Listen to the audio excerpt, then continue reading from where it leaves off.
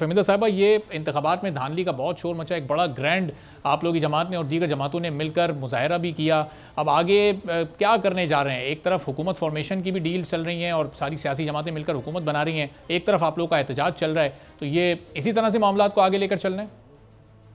जी देखिए, ये तो उन्होंने सोचना है जिन्होंने ये सब कुछ किया है मुल्क के साथ। इस वक्त जो हालात हैं मुल्क के और जिस तरह की इलेक्शन हुई, क्या उन्हें नजर नहीं आ रहा था कि इतने मुल्क को चैलेंजेस हैं?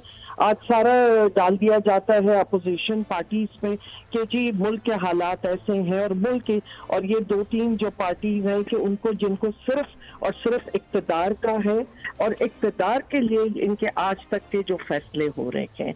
और मैं जरूर ये इन लोगों से पूछना चाहूंगी कि क्या 16 महीने लगे ये मालूम करने के लिए कि तजर्बा अच्छा नहीं हुआ, और कौम ने जो उसकी सजा भुगती वो कहाँ जाए? जो कौम ने इतनी बड़ी सजा के महंगाई है, बेरोजगारी है और जितने इस वक्त चैलेंजेस हैं वो सब के सब जिस तरह कौम ने भुगते हैं और आज तक भुगत रही है, उसका जिम्मेदार कौन है और कौम कहाँ जाएगी? तो ये जो आप कह रहे हैं कि इसी तरह चलता रहेगा, वो तो जिन्होंने भी प्लान किया, जिन्होंने भी ये सब कुछ किया, ये तो उन्हें सोचना चाहिए था। क्या उन्हें पता नहीं था कि मार्च में IMF की है डील होनी है? क्या इन्हें पता नहीं था कि जो दुनिया देख रही है आज के किस तरह की इलेक्शन हुई? पूरी दुनिया में पाकिस्तान की बदनामी कराई है।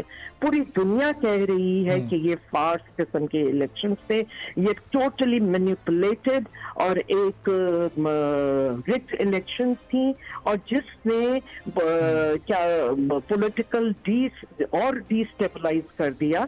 क्या पहले मुल्क में स्टेबिलिटी काफी नहीं थी?